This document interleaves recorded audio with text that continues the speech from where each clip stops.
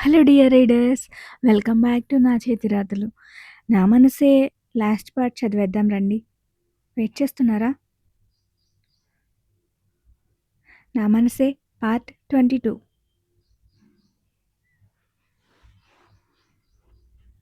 అబ్బాయి లేడు కదా అన్న, పర్లేదు మనం తాంబూలాలు పుచ్చుకుందామన్నారంట మీ డాడీ.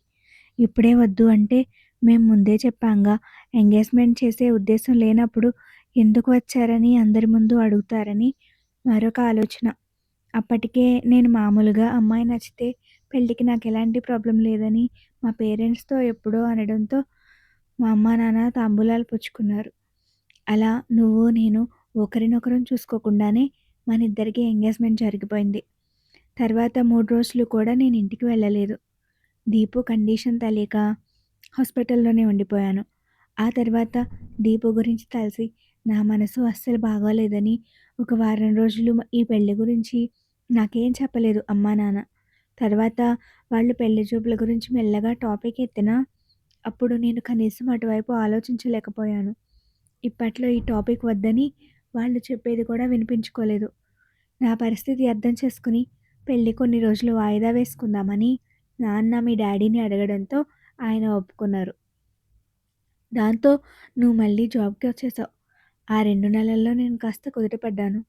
అమ్మ నీతో పెళ్లి చూపుల గురించి ఎత్తినా ఇప్పట్లో వద్దని వారించేవాడిని. కాస్త నచ్చజెప్పపోతే కోపడేవాడిని. ఆ కోపంలో అసలు ఇప్పట్లో పెళ్ళే వద్దని మీ సంబంధాన్ని ఎక్కడ క్యాన్సిల్ చేస్తానేమో అని అమ్మ వెనక్కి తగ్గిందంట. సో నాకు తెలీదు మొత్తానికి. కానీ ఫేట్ అంటే అదేనేమో. ప్రాజెక్ట్ వర్క్ మన ఇద్దరికే పడింది. అమ్మమ్మ వాళ్ళ ఊరు వెళ్ళాక నిన్ను చూసి నేను ఇష్టపడ్డాను, కానీ ప్రపోజ్ చేయడానికి ధైర్యం సరిపోలేదు. అలాగని వదులుకోలేను. నువ్వైతే నన్ను అసలు పట్టించుకునేదానివి కూడా కాదు. ప్రపోజ్ చేస్తే ఏమవుతుందో అని చాలా మదనపడ్డాను. అట్లీస్ట్ నువ్వు నన్ను చూస్తావో లేదో అని డౌట్ ఉండేది తెలుసా. ఆ రోజు హరిణికి దెబ్బ తగిలిన రోజు అమ్మ ఫోన్లో చెప్పింది. పెళ్లి చూపులకు వెళ్ళి అనుకోని పరిస్థితుల్లో ఎంగేజ్మెంట్ కూడా చేసుకోవాల్సి వచ్చింది అని. నాకైతే మతిపోయింది. అప్పటికే నిన్ను పెళ్లి చేసుకోవాలని ఫిక్స్ అయిపోయానుగా. ప్రపోజ్ చేద్దాం అనుకున్నాను. అలాంటిది సడన్గా నాకు ఎంగేజ్మెంట్ అయిపోయింది. వేరే అమ్మాయి నా కోసం ఎదురు చూస్తుందని చెప్పేసరికి తీసుకోలేకపోయాను. గట్టిగా అరిచేశాను అమ్మ మీద.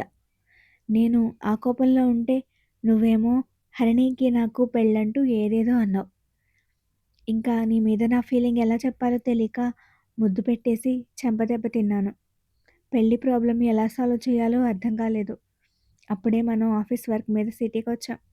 నువ్వు మీ అన్నయ్య డెత్ సర్టిఫికేట్ కోసం వెళ్తే నేను మీ ఇంటికి వెళ్ళాను పెళ్ళి ఆపు చేయడానికి. మీ ఇంట్లో నీ ఫొటోస్ చూశాక తెలిసింది నా ఎంగేజ్మెంట్ జరిగింది ఎవరితోనో కాదు, నేను ప్రేమించిన అమ్మాయితోనే అని.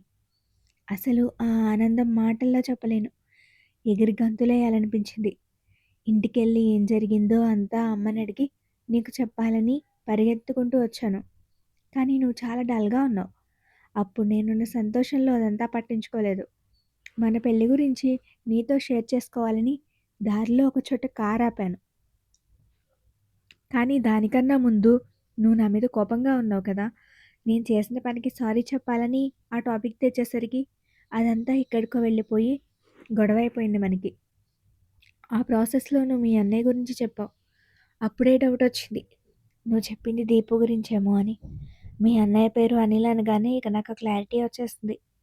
ఏం చేయాలో తోచలేదు. అర్థం కాని పరిస్థితిలో ఉండిపోయాను. అన్నిటికీ మించి అసలు ఆ యాక్సిడెంట్ ఎలా జరిగిందని మీకు తెలీదు. అదంతా చెప్పి నిన్ను ఇంకా ఏడిపించలేక సైలెంట్గా ఉండిపోయాను. ఇలాంటి హ్యాపీ మ్యాటర్ అప్పుడు చెప్పబుద్ధి కాలేదు. మన పెళ్లి వల్ల నీ కెరీర్ ఆగిపోవడం నాకు ఇష్టం లేదు సౌమ్య. అందుకే నీతో ఎగ్జామ్ రాయించాను. నాకు చెప్పాక అందరికీ మన పెళ్లి గురించి చెప్దామని ఆగిన అమ్మా నాన్నతో ఇప్పుడే ఎవరికి చెప్పొద్దని చెప్పాను. సో అమ్మమ్మ వాళ్ళకి కూడా తెలీదు ఈ విషయం. నా బర్త్డే రోజు అమ్మమ్మ నీకు నా ఫోటో ఆల్బమ్ చూపిస్తుంటే అందులో మా అమ్మ నాన్నని చూసి నువ్వు ఎక్కడ గుర్తుపడతావో అని ఆల్బమ్ లాగేసుకుని దాచేశాను. తర్వాత చిన్న చిన్న గొడవల వల్ల మన ఇద్దరం మాట్లాడుకున్నప్పుడు ఎప్పుడైనా నీతో బాగా మాట్లాడాలనిపిస్తే నీ వుడ్ బి హోదాలో కాల్ చేసి నీతో మాట్లాడేవాడిని. అని కన్ను కొట్టాడు ఇడియట్. నిన్నసలు పట్టించుకోలేదు అనుకునేదానివి కదూ! కానీ నీకు తెలియకుండా ఎప్పుడూ నీ వెనకే ఉండేవాడిని నేను. అలా అయినా నా మీద నీకు ప్రేమ కలుగుతుందేమో అని ఆశ. Thank God! మొత్తానికి నిన్ను పడేశాను. ఇప్పుడు సడెన్ సర్ప్రైజ్‌తో నిన్ను పెళ్లి చేసుకోబోతున్నాను అని ఆపాడు. అంతా అయ్యాక అది కలో నిజమో అర్థం కాలేదు నాకు. ఏదో సినిమా కథ చెప్తున్నట్టుంది. అప్పటి వరకు జరిగినవన్నీ ఎక్కడి నుంచి ఎక్కడికో లింక్ అయి ఉన్నాయి.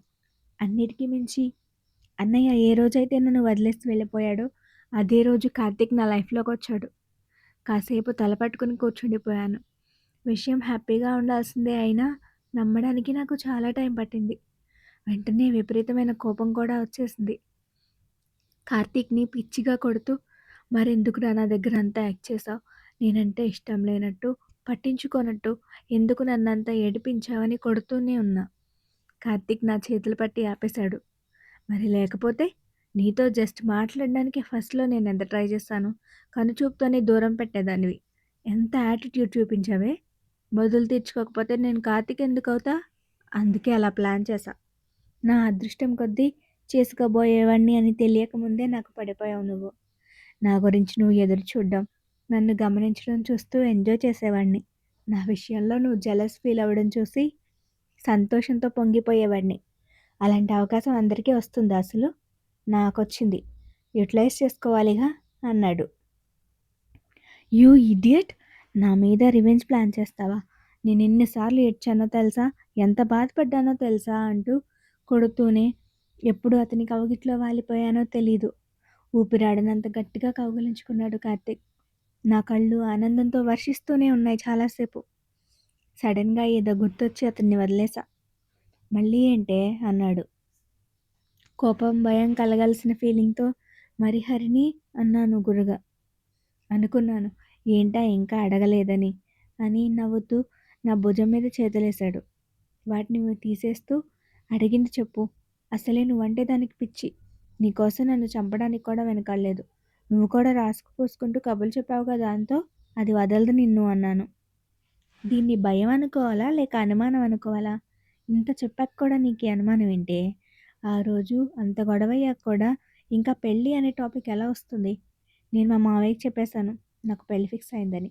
ఇంకేం చేయలేక వేరే సంబంధం చూసుకున్నాడు. ఆ రోజు నేను తనని ఎందుకు కొట్టానో వాళ్ళ ఇంట్లో చెప్తానని బెదిరించేసరికి హరిణి కూడా పెళ్ళికొప్పుకుంది. నిజంగానా? మరి ఆ రోజు ఇద్దరూ నవ్వుకుంటూ, కబుర్లు చెప్పుకుంటూ క్లోజ్‌గా ఉన్నారు అని అడిగాను. చెప్పాగా నిన్ను ఉడికిద్దామని. అది వేరే వాడిని పెళ్లి చేసుకుంటున్నప్పుడు నాకు తన మీద కోపం ఎందుకు చెప్పు? అందుకే మామూలుగా మాట్లాడాను. నువ్వు చూస్తున్నావని కొంచెం ఓవర్ చేశాను అంతే అన్నాడు. అయితే మరోసారి వాదించేశాను తనని. నా దెబ్బల నుంచి తప్పించుకుంటూ ఇంటికి కాబోయే అల్లుడొస్తే ఇలాగేనా ట్రీట్ చేస్తే? ఉండు మా అత్తని పిలుస్తా అని మా మమ్మీని పిలవబోతుంటే ఆ చేత్తో నోరు మూసేశాను. కార్తీక్ అన్నయ్య చనిపోయాడని ఇంట్లో తెలిసిపోయింది. కానీ దీపు గురించి తెలీదు. నేను చెప్పలేకపోయాను అన్నాను చిన్నగా. తెలుసు నాకు. అప్పుడు చెప్తే ఏమవుతుందో అని భయపడి నువ్వు చెప్పలేదు కానీ అది దాచే విషయం కాదు సౌమ్య. అందుకే మీ అన్నయ్య ఫ్రెండ్స్ ద్వారా యాక్సిడెంట్ గురించి మీ పేరెంట్స్‌కి నేనే చెప్పించాను అన్నాడు. నేను మళ్ళీ షాక్. ఏంటి నువ్వా చెప్పించింది? అవును.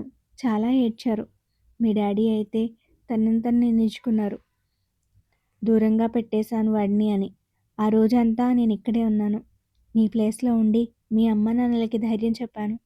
అండ్ ఇంకోటి ఇక నీకు మోహన్ ప్రాబ్లమ్ కూడా లేదు. మీ డ్యాడీతో మోహన్ విషయం నాకు తెలుసు అని కానీ ఎలాంటి కంగారు పడొద్దని చెప్పాను. నీ గురించి ఆలోచించమంటే ఏమనుకున్నారో గానీ మీ డ్యాడీ మోహన్‌ని కలిసారు. అప్పటికే వాడిని నేను 4 పీకున్నాను. దాంతో వాడు నీ తప్పేం లేదని, అప్పుడు అబద్ధం చెప్పానని నిజం చెప్పేశాడు.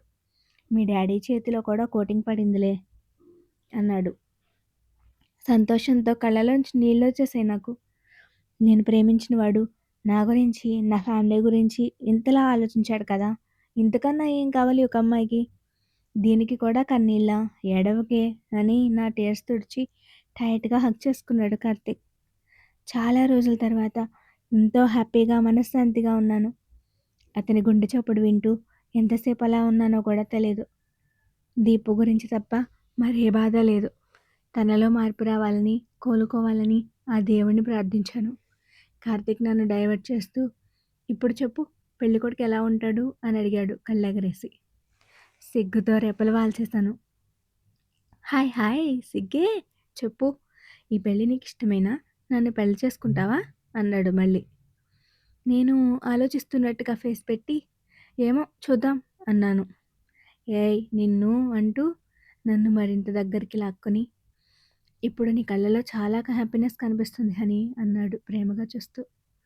చాలా కాదు, చాలా చాలా చాలా చెప్పలేనంత హ్యాపీగా ఉన్నాను అన్నాను అతని చుట్టూ చేతులు బిగిస్తూ.